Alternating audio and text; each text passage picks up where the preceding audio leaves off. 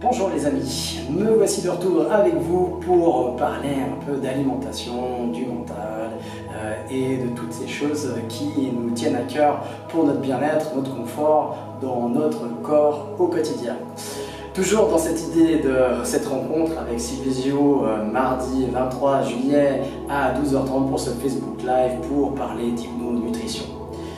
Voilà, alors est-ce que ça vous est arrivé de faire des régimes?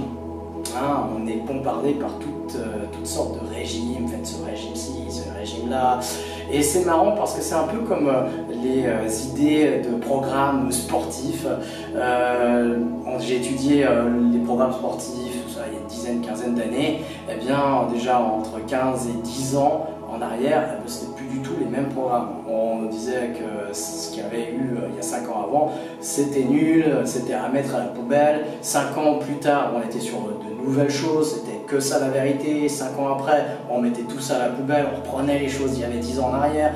En fait, voilà, tout le monde se marche dessus, tout le monde dit qu'il a raison, et puis finalement, on ne sait plus ce qu'il faut faire.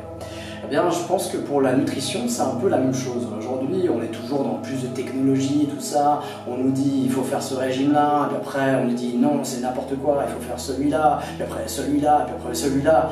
Et puis vous êtes d'un régime à l'autre, d'une restriction à l'autre, dans un déséquilibre à l'autre. En fait, il n'y a qu'un seul régime possible, c'est des principes alimentaires qu'on peut tenir à vie.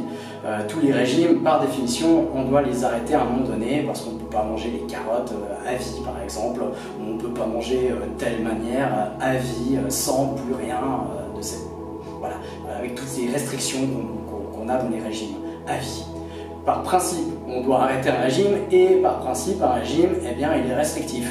Ce qui fait qu'il y aura frustration et donc, quand il y a frustration, je vous l'avais dit, il y a compensation.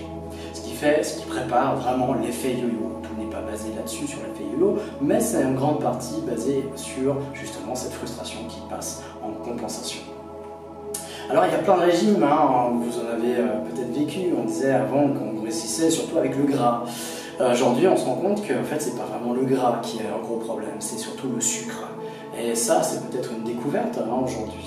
C'est que voilà, tout est sucré dans tous nos repas, dans tous les plats pré-préparés, tout ce qui est déjà fait, eh bien, même des plats salés, il y a du sucre dedans. Même dans des salades, des sauces à salade, il y a du sucre dedans. Donc on est bombardé de sucre, on en consomme 10 fois trop. Et puis maintenant on se rend compte par exemple avec le régime cétogène que plus on mange des graisses, plus c'est bon pour le corps. Mais alors bien sûr pas n'importe quelle graisse, on ne va pas prendre des frites grasses. Ok, ce sont des bonnes graisses. Mais les bonnes graisses, c'est bon pour le corps. Et c'est pas ça qui fait grossir.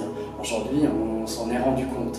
Donc voilà, les régimes, ils évoluent. Eh bien, il faudrait aussi peut-être aller dans un équilibre alimentaire plutôt que dans un déséquilibre. Ça, c'est plutôt mon point de vue et mon approche. Et là-dessus, eh bien, il y a peut-être un principe alimentaire qui va fonctionner pour quelqu'un, qui le conserve, qui le prenne. Et puis, ce même principe appliqué à quelqu'un d'autre, eh bien, ne fonctionnera pas. Parce que je pense qu'il faut adapter chaque chose en fonction des personnes. Pour tout ce qui est assimilation du corps par la nourriture ou même le sport. En tout cas, c'est ce que je vis en tant que coach préparateur physique et aussi préparateur mental. Toutes ces techniques sont adaptées à la personne.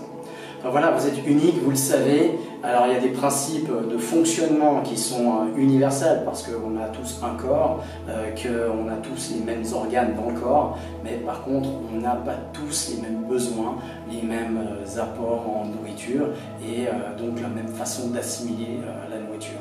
Donc voilà, écoutez-vous, soyez à l'écoute de vos propres perceptions, de vos propres envies, de vos émotions, parce que la nourriture est complètement liée aux émotions. Voilà, je vous dis à bientôt, prenez conscience de tout ça, laissez mûrir un peu tout ça à l'intérieur de vous. Peut-être que ça va générer des questions aussi à poser à Silvisio, qui est nutritionniste certifié aussi. À bientôt.